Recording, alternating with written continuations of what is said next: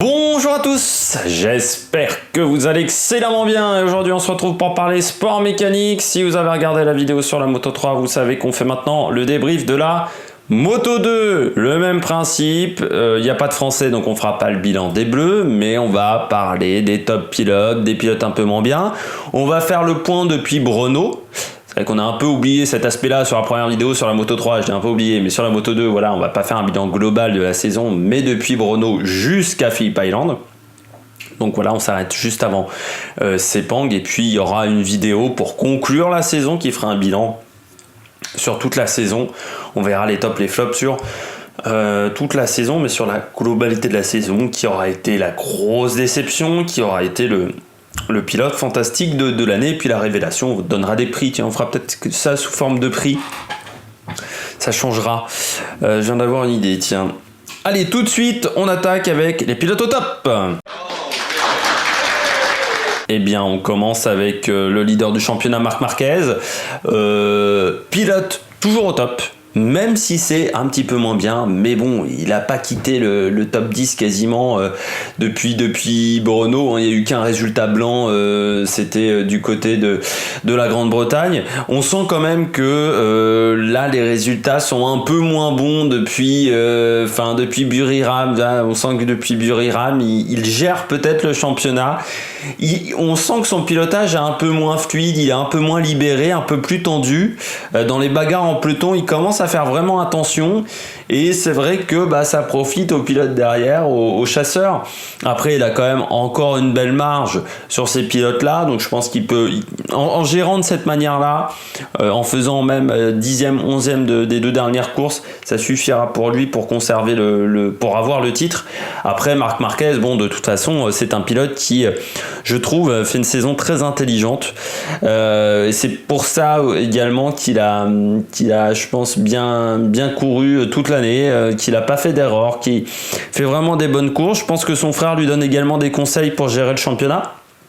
Alors après, bien entendu, c'est devenu l'homme à battre dans la catégorie, mais vraiment bonne saison de la part de Marc Marquez. Même s'il n'était pas champion du monde, il ne pourrait pas se reprocher grand-chose, parce qu'il a fait une saison complète. Or peut-être quelques abandons de trop, mais après bon, c'est des motos qui sont pas faciles. Il a réussi à vraiment progresser à partir de Jerez, où il avait eu un week-end un peu compliqué, mais il était rapide à Jerez. Et puis ensuite, il a enchaîné les victoires. Et là, c'est vrai que il a encore fait des très très bons résultats. Il a fait 2 podiums sur cette deuxième moitié de saison.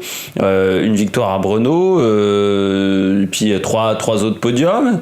Un seul résultat blanc, c'était du côté de Silverstone, mais qui est un circuit qui est un petit peu particulier aussi. Silverstone n'est jamais facile. Très bonne deuxième partie de saison, il n'y a pas grand chose à dire. Moi, je suis même étonné que personne lui ait proposé un contrat en moto Grand Prix. Alors peut-être qu'Avintia lui avait proposé, parce que je pense qu'Avintia, il voulait pas forcément garder Tito Rabat. Enfin, il avait dit qu'il voulait pas garder Tito Rabat, il voulait un peu rajeunir l'équipe, mais je pense que aller chez Avintia, c'est un peu se tirer une balle dans le pied. Mais je suis étonné, par exemple, chez Tech 3, quand on voit que il propose le guidon à Iker Lecuona. Iker Lecuona, c'est quand même pas fantastique. Quand tu vois Alex Marquez, tu te dis Alex Marquez ou Thomas Luthi, tu te dis c'est peut-être plus intéressant que Iker Lecuona, qui je trouve est quand même un pilote qui est capable du meilleur, mais également du pire. Bon, après c'est un choix de la part de KTM, mais ouais, je suis déçu que Pramac n'ait pas proposé, qu'il n'y a pas une équipe qui avait un pilote un peu moins bien qui est tenté une proposition. Bon, après c'est la moto Grand Prix, il y a 24 motos, donc il n'y a pas de la place pour tout le monde, forcément, quand vous êtes 30 en moto 2. Et puis qu'Alex Marquez, cette année, il fait enfin une saison complète, mais ces dernières années, il n'avait pas été souvent très bon, il manquait souvent de constance, c'est-à-dire qu'il était capable de gagner des courses, mais aussi capable de se planter vraiment grandement sur certains Grands Prix. Il a peut-être enfin gagné en maturité. Mais bon, en même temps, il a 24-25 ans, Marquez, donc à cet âge-là, on commence quand même un minimum à avoir la maturité en moto. Surtout quand on a un frère qui est quand même 8 fois champion du monde. Après, bien entendu, en moto Grand Prix, ce qui va pas être facile pour lui, je pense qu'il va avoir un contrat pour 2021. Ce qui va pas être facile pour lui, c'est d'être dans l'ombre de son frère. Ça, c'est vrai qu'il va falloir qu'il l'encaisse. Qu'on le compare tout le temps à son frère, c'est déjà le cas aujourd'hui, mais qu'il soit vraiment dans l'ombre de son frère, ça peut être compliqué. Mais Alex Marquez, bonne saison.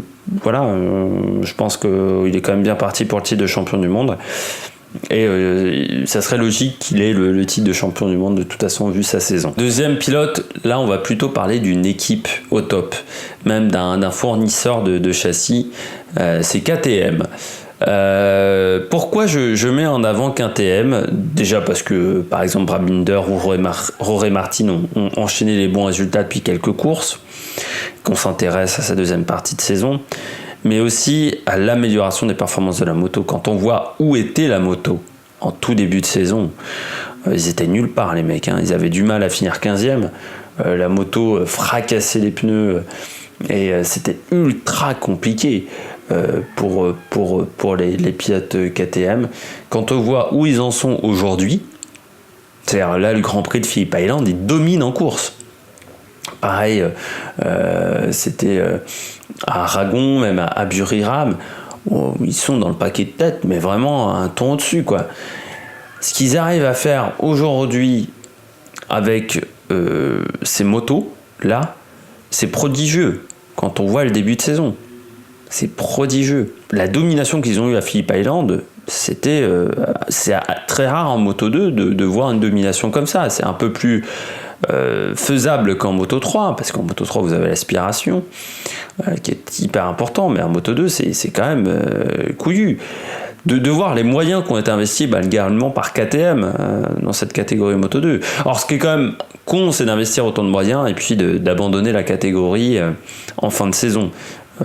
Ça c'est un petit peu incompréhensible parce que c'est bête d'abandonner la fourniture du châssis quand on commençait enfin à devenir performant. Après ça peut se comprendre que KTM parte parce que bon, la Moto 2 on fournit des châssis mais pas le moteur, donc c'est moins intéressant que la Moto 3 et que ils se sont aperçus cette année qu'ils n'avaient pas mis assez de moyens sur la Moto 3, très clairement, que Honda avait mis plus d'argent. Honda, en arrêtant la fourniture des moteurs de Moto 2 à gagner un petit peu d'argent et surtout peut utiliser des ressources sur le secteur de la Moto 3, ce qui était peut-être moins le cas avant. Et ils ont fait un gros travail sur la moto et c'est vrai que KTM qui utilisera sa filiale Husqvarna pour gérer la Moto 3. Après, bon, on sent quand même que ces améliorations sont pas similaires pour tout le monde. C'est-à-dire que bon, on a vu Brad Binder bien s'en sortir, Jorge Martin également. Bon, Iker Lecuona, était un peu plus inconstant. Et puis Philippe Ottol, lui, s'en sort toujours pas. Bon, après Philippe Ottol, je pense qu'il avait rien à faire en Moto 2. Pour moi, je comprends pas pourquoi il soit parti en Moto 2, mais même Bezzecchi, les améliorations sont quand même assez faibles chez Tech 3, qui réalise également sa dernière saison en Moto 2, parce qu'ils n'ont pas décidé de refaire des châssis Mistral. En même temps, vu comment c'était une bouse des châssis Mistral, fallait mieux pas retenter le coup. Mais du côté de KTM, moi je veux saluer, dis donc, je suis devenu belge, je veux saluer les progrès de l'équipe, et voilà, c'est pour ça que j'ai mis au top. On finit avec Luca Marini pour ses pilotes équipe au top, le beau-frère de Valentino Rossi, qui fait une saison pleine, déjà, parce qu'un seul a un résultat blanc, dans sa saison, qui en plus a fait 2 très belles victoires sur 2 courses qui étaient assez sympas. Malgré tout, la chute à Phillip Island lui coûte quand même pas mal de points, la chute au premier tour. Il se retrouve décroché pour aller chercher la 3e place, donc ça c'est un peu dommage. Après il y a eu un peu comme John McPhee en Moto 3, il faudrait des fois un petit peu plus de folie pour Luca Marini. Mais c'est un pilote qui, je trouve, lui aussi, commence à me faire vraiment bonne impression. c'est un pilote qui est fiable. Et en moto Grand Prix, je le dis souvent, mais ce qu'on recherche avant tout, c'est un pilote fiable. C'est un pilote qui marque des points régulièrement à chaque course. Pas un pilote qui est capable de gagner une course et puis pendant 3 Grands Prix, il va tomber lamentablement au premier tour en se prenant des pénalités. Et Luca Marini, il a cette faculté-là d'être très fiable. C'est pas forcément le pilote le plus rapide, mais quand il est avec le bon package, il domine les Grands Prix. On l'a vu à Motegi. Non, c'était à Buriram, pardon. À Buriram, il a dominé le Grand Prix. C'est-à-dire que tout seul, en enchaînant les tours. Donc ça montre. Et en moto Grand Prix, faut imaginer ça, c'est que les pilotes en paquet c'est bien, mais en moto Grand Prix, on est quand même souvent seul. On est plus souvent seul que dans les autres catégories parce que vous êtes sur des machines-usines, parce que voilà, tout le monde n'a pas forcément le même package. Donc c'est bien d'avoir des pilotes qui sachent se démerder seuls. Et Luca Marini fait partie de ce type de pilote, c'est-à-dire capable de se qualifier en faisant des tours tout seul, sans aspiration, et capable d'être rapide également en course et d'être régulier sur ses tours de course. Donc ça c'est bien. Après on attend de lui peut-être un peu plus de folie. L'année prochaine il repart en Moto 2. Peut-être ça sera quand même un prétendant important au titre. Les bonnets d'âne. Baldassari. Premier bonnet d'âne. On comprend un peu mieux pourquoi il a eu du mal en cette deuxième partie de saison. Lui qui avait été ultra performant sur les premiers Grands Prix. On le rappelle, il était en tête du championnat assez largement après 4 courses, avec 3 victoires, et puis après derrière ça s'est largement dégradé. Il y a eu, à partir de Rérez, un nouveau pneu arrière, plus large, fabriqué par Dunlop, pour ces nouveaux moteurs Triumph. Et lui, comme Thomas Luthi, ont été un peu plus en difficulté à partir de ce moment-là. Alors Thomas Luthi, ça se voit peu sur les résultats, il faut le dire, parce qu'il est toujours dans le top 10. Par contre, Baldassari, ça se voit quand même énormément, c'est-à-dire des abandons, puis des grands prix. Par exemple, à Brno, il est très très loin. Il est également très très loin à Motegi. Pardon, pas à Motegi, je raconte des bêtises, mais à Brno en Autriche il est pas top, à Misano aussi, manque de confiance dans sa machine, des chutes, et puis on lâche des points au championnat, et puis on n'arrive pas à remonter, on peut plus revenir, mais une déception quand même, parce que Baldassari c'est un pilote qui a normalement de l'expérience, qui était dans un gros team, c'est-à-dire le team de Cito Pons, comme un team qui en Moto 2 est un team très performant. Et pourtant ça n'a pas fonctionné du tout pour le pilote italien, qui en plus a un avenir qui l'année prochaine il repart chez Cito Pons, mais en étant plus dans la VR Academy, donc dans l'académie de Valentino Rossi, il va falloir vraiment qu'il performe, parce que en deuxième saison où il finit comme ça à 7-8, c'est bien, mais ça lui permettra pas d'avoir un guidon en moto Grand Prix, et on va pas le garder non plus 150 ans en moto 2. Donc il va falloir étudier ça également du côté de chez Lorenzo Baldassari, mais réussir à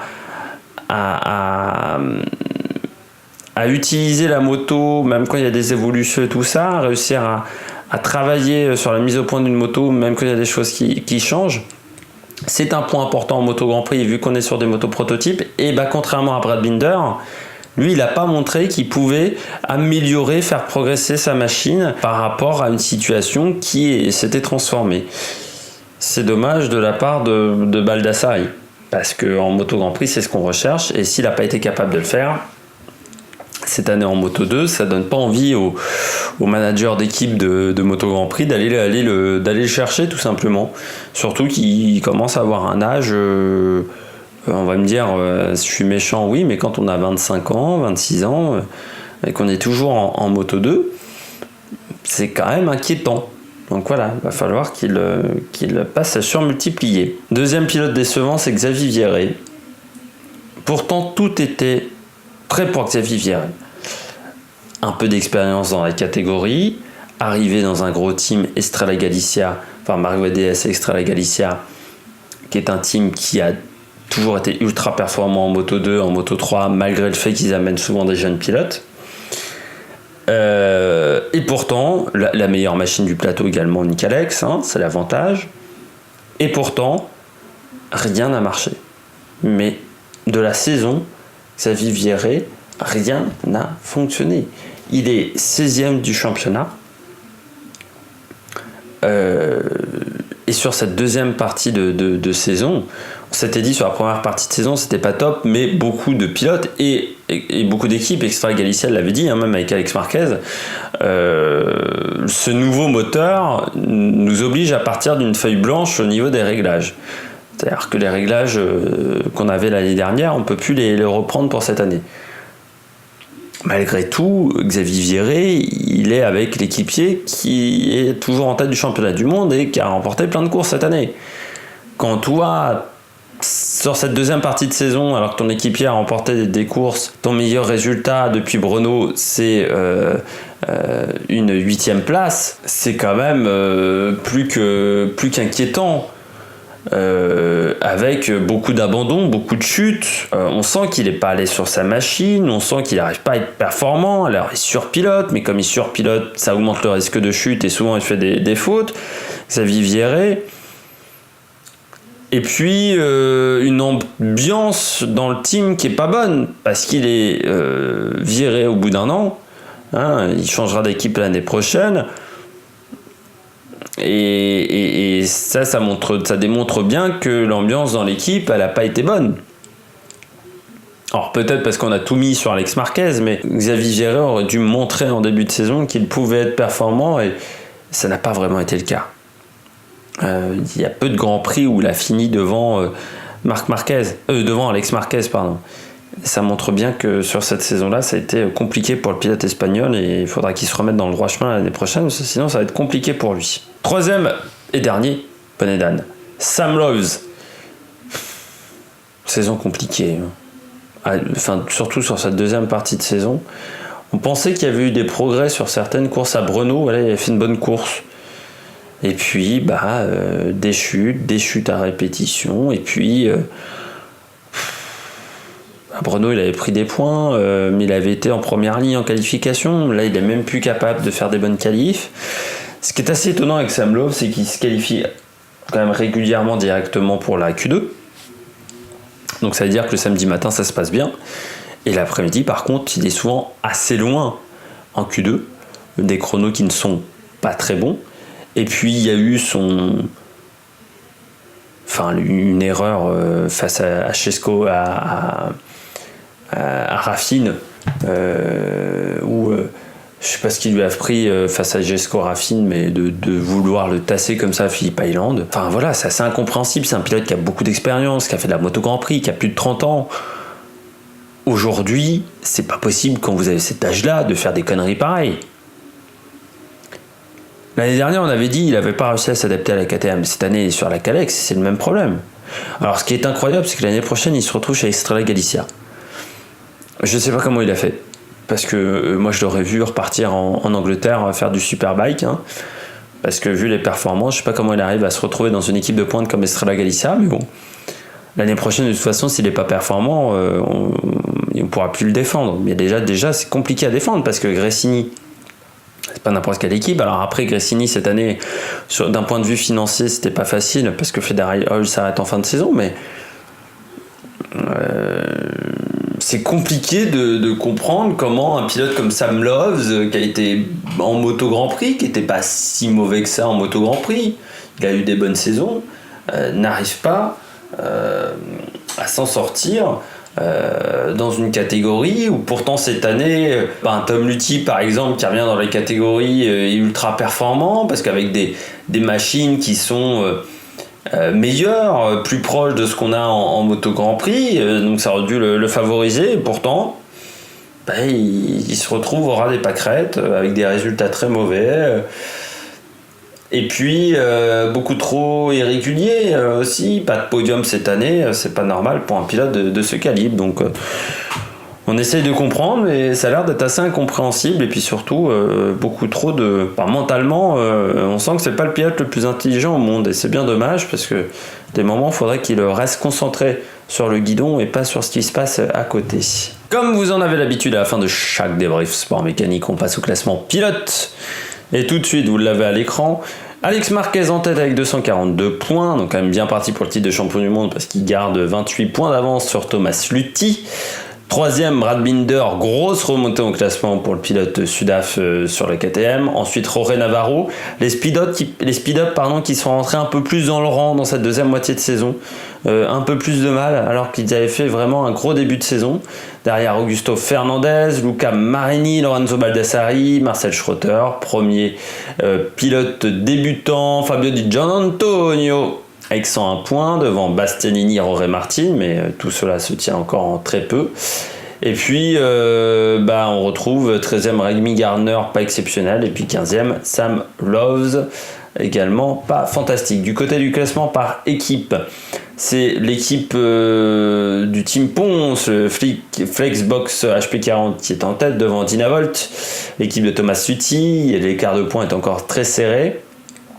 Ensuite on retrouve Marc VDS 3e, puis Speed Up qui est vraiment juste derrière, le Team Ayo qui enchaîne les bons résultats en ce moment, la Team VR46, et puis ensuite assez loin par exemple Gresini, et puis Tech 3 simplement 14e avec 17 points. Saison extrêmement compliquée sur des KTM un petit peu erratiques. Eh bien j'espère que vous avez aimé cette vidéo. Donc comme je vous l'avais dit en tout début de vidéo, nous on se retrouve sur la Moto 2, ça sera en fin de saison, donc vers le 20 novembre, un truc comme ça. Et puis, on se retrouve pour d'autres activités, sport mécanique. Il y aura également d'autres sports sur la chaîne. À la prochaine, ciao ciao sur l'Amérique Production.